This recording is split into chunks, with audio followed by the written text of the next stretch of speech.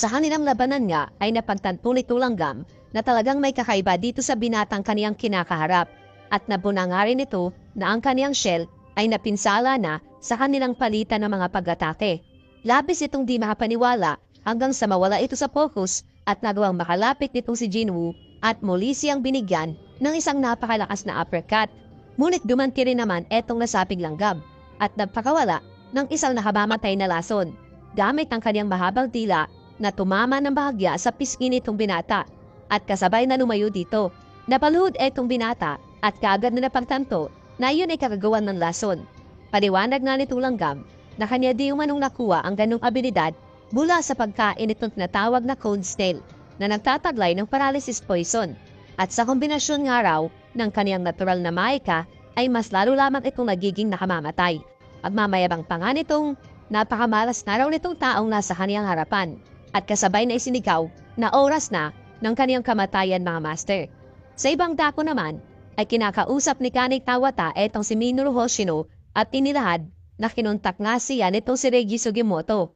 Ngunit patuloy na nanginginig nga ito sa takot at sinasabing wala nga daw silang pag-asa sapagkat ang nandoon ay isang klase ng halimaw na hindi magagawang talunin ng mga taong kagaya nila. Hindi naman nagustuhan nitong si Kanei ang naging payag ng kaniyang kasama. Ngunit pinigyang tiin pa nga niyang kung hindi nga raw nagawa nitong kanilang leader na si Ryuji ay papaano pa ang mga kagaya nila. Dahil nga doon ay binitawan na lamang siya nitong si Kanei Tawata dahil wala na nga raw kwenta pa etong si Minoru at mukhang sa ngayon ay mas lalo lamang silang malalagay sa isang delikatong sitwasyon.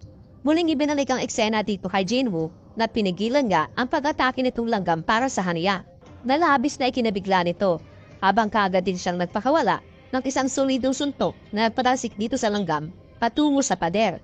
Nasaktan nga ito habang ang lason sa katawan nitong binata ay matagumpay ngang naalis ng sistem. Dagdag pa nga niyang nasisimula na siyang madama ang pakiramdam na mayroon eto langgam sa kasalukuyan at iyon ay ang makadama ng takot. Ngunit ganoon din naman siya pero hindi yun para sa kaniyang sarili bagkus para kay Hunter Chahain. Kung kaya't kagad nga itong kumilos at pumatake dahil aniya ay dapat na niyang tapusin ang kanilang sagupaan sa mas mabilis na oras. Sa muling pagtatake nga nitong si Jinwoo ay di niya nagawang tamaan pa itong langgam na kapwa ay pinagtaka ni na Hunter Choi at Baek Kyunho dahil mukhang mas lalo itong bubilis. Natukoy naman itong binatang lokasyon nitong lumilipad na langgam mula sa itaas niyang bahagi. Nawika nga nitong kung hindi tumalab sa kaniyang lason, ang pakikipagduelo ng lakas kontra kay Jinwoo ay wala na ring saysay. Muling nagsimula magbago ang kanyon nito at aniya kung ang lakas nitong binata ay pisikal na pag-atake kahit hindi nga raw siya dito makikipagsabayan pa. Gayon din, ang tunay nga daw niyang lakas ay nakabatay sa bilis niyang tinataglay. Pabawasan nga raw niya ang kaniyang laki at ilalabi ang lahat sa kaniyang agility. Pagmamayabang nitong tapos na siya sa kaniyang pagwa-warm up. Samantalang etong si Jinwoo ay ginamit na nga ang bago niyang punyal sa nagdaang misyon. Sandaling uminto etong dalawa hanggang sa bigla na lamang muling kumatake etong langgam. Ngunit lapis sa pagkabigla nito na magawa nitong binata na makaiwas at siya naman ang nagsagawa ng pag-atake laban sa insekto. Nagawa naman itong dumepensa at nabatasik pa nga papalayo etong si Jinwoo. Subalit para ba itong spring lamang na kagad nagawang makabalik at nakipagsabayang muli ng pag-atake. Dapunan itong langgam na hindi lamang pinapagkaya nitong binata ang kanyang bilis, bagkus mas lalo pa daw itong bumibilis sa ngayon at hindi siya makapaniwala sa mga nangyayari mga master. Ayon naman kay Jinwoo na ang kaniyang kaharap na langgam ay kaniyang masasabing di hamak na mas malakas kumpara sa Demon Lord ng Demon's Castle. Ngunit aniya ay nagtataglay na siya na mas magandang sandata at di hamak na malakas kumpara sa nakaraan. Wala nga daw duda lalo na't ang exoskeleton ng langgam ay may lamat na. Kaya tiyak na magagawa na niya itong talunin habang patuloy na nagsasagawa ng mga sunod-sunod na pag-atake. At sa mga sandaling nagkaroon nga ng opening etong langgam ay wala nang anumang sandaling inaksaya itong binata at kagad na nagpakawala ng mga atapeng direktang tumama sa iba't ibang parte ng katawan nitong kaniyang katunggali. Kapwa nga sa kaniyang pakikipaglaban ay kasabay na muling nag-level up ang isa niyang skill samantalang mas ninais na gumawa ng distansya nitong langgam na kagad dinabol nito at muling binigyan ng pinsala ang katawan. Pinuri nga siya ng binata habang sunod-sunod na matake itong si Jinwoo sa iba't ibang direksyon at hindi makasabay etong langgam na muli lamang lumayo at kinestyon ng kaniyang sarili kung mayroon nga daw bang aspeto kung saan siya ay nakakalamang kontra dito sa binata. Pagkatapos ay bigla siya nakaisip ng ideya at nagpakawala ng isang napakalakas na sigaw. At biglang nagsulputan ang napakaraming bilang ng mga langgam sa kanyang likurang bahagi na kaagad niyang tinahak ang direksyon nitong binata at nagtanong kung ano ang masasabi nito tungkol sa kanyang ginawa. Ngunit natawa lamang ito sa bagay na yon at kasabay na ginamit ang kanyang abilidad upang palabasin ang kanyang mga shadows at kapwa sinalubong ang persa ng mga langgam sa mga oras na iyon. Sa mga sandali ding ito ay kaagad na pinamalas nitong mga alagad ni Jinwoo ang pagkakaiba ng kanilang antas pagdating sa pakikipaglaban sa kabila ng napakaraming bilang ng mga langgam na kanilang kinakaharap. Inabag pa nga nitong binata etong si Tas at inatasan itong ipupus ang kaniyang mga pagtatake sa mga langgam at nagbanta na pag may nadamay nga raw sa panig ng mga hunters ay hindi na siya nito'y samon kailanman. Kung kaya't kagad itong tubungo at naunawaan ang kaniyang sitwasyon. Ginamit nga niya ang kanyang skill na mas lalong lumaki at kapwa nagpakawala ng isang napakalakas na pagatape. Hindi naman nakapaniwala etong sina Lim Taegyu sa kanilang nasasaksiyan. Ayit pa na kay Master Ma na hindi sang normal na samon ang ganong klase ng nilalang. May hahalit tulad nga raw ito sa ritual ng pagdating ng hari ng kamatayan sa kanilang mundo. Sa harapan nga na nangangalit na apoy ay mababakas ang pagkabalisa at takot nitong langgam. Kung bakit ang lahat ng iyon ay nangyayari sa kaniya, sapagkat mula sa pagkasilang ay siya ang pinakamalakas sa lahat. Kaniyang kinakain at pinawasak ang lahat ng mga umahatlang sa kaniyang daraanan. Ang lumabo ng walang katapusan at ganon nga raw siya, isang monarch.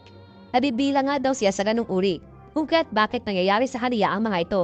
Habang pinagmamasdan, etong si Jinwoo na papalapit mula sa lumalagablab na apoy mga master. Isang katagal lamang ang pumasok sa kanyang isipan sa mga sandaling iyon at walang iba kundi ang tumapas. Kinakailangan nga daw niyang isagawa iyon upang manatiling buhay. Patuloy niya itong iniisip habang pinapagaling ang mga pinsalang natamo mula sa binata. Napuna din itong si Jinwoo na aniya ay malamang na iyon ang abilidad na napaslama si Min Byung-woo. Ngayon pa nga lamang daw sa di man nakaengkwentro ng halimaw na kayang gamitin ang kapangyarihan na naging biktima nito. Patuloy naman etong langgam sa kaniyang mabilis na pagkilos papalayo sa kaniyang katunggali upang iligtas ang sarili. Ngunit hindi naman siya inayaan ni Jinwoo na makalayo at kagad na ginamit ang kaniyang abilidad na Dominator's Touch. At kagad din ang palo sa lapag etong langgam. Agad na nakadama ng takot etong halimaw sa kaniyang sasapitin mula sa kamay ng binata. Bukat nagpupumilit itong mapumiglas, subalit wala din plano etong si Jinwoo na buhayin ang nasabing langgam at kagad nga po nagpakawalang muli ng mararahas na pag-atake at sa pagkakataong ito ay tuluyan na niyang kinikilan ng buhay etong langgam. Nakapakinumpirma din itong system. Abangin ni lahat ang bulit pagtaas ng kaniyang gibel. Samantalang pumasok din sa eksena etong si Baekhyun-ho na kagad inilahad ang delikadong sitwasyong kinakarap nitong si Hunter Cha na bahala naman eto si Sung Jinwoo at kinakailangan na nga daw nitong babaeng hunter ang agarang lunas.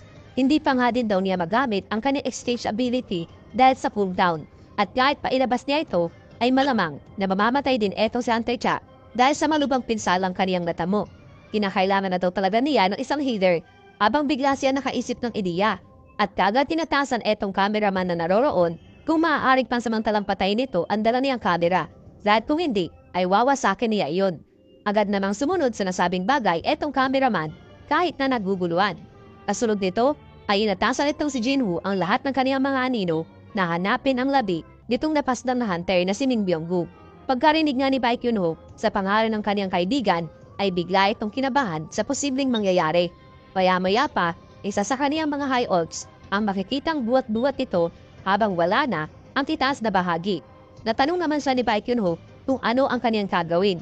Subalit ipinahayag naman itong si Jinwoo na malas ang pagkakataon subalit iyon lamang ang kanilang kaparaanan at kasabay niyang simulang tawagin ng shadow nitong si Min Byung-woo mga master. Subalit ang kaniyang unang pagtatangka ay kagad lamang nabigo at iyon ay labis niyang ikinagulat. Muli niya itong isinagawa sa ikalawang pagkakataon. Ngunit ganoon pa rin ang naging resulta sa unang pagtatangka. Payag nito si Jinwoo na kung ibabatay sa kaniyang kasalukuyang level ay hindi na dapat siya nahihirapan pa na isagawa ang ganitong klase ng ritual. Sadyang marahil nga daw ay meron etong si Min Byung-woo na napakatibay na pagnanais na hindi maisamon. Parang pinapayag nga daw nito sa kaniya na isang kasalanan ang pagtawag muli sa anino ng napaslam na individual habang nakatingin sa kapwa nagtatakam si Ayoid. Subalit kinakailangan nga daw niya itong gawin upang mailigtas ang iba. Muli niya itong tinawag sa ikatlong pagkakataon at kasabay ng pagbalot ng napakakapal na itim na kaulapan ay ang muli pang tanong sa kanya ni Baekhyun-ho kung ano nga bang pinaplano nitong gawin sa labi ng kaniyang kaibigan.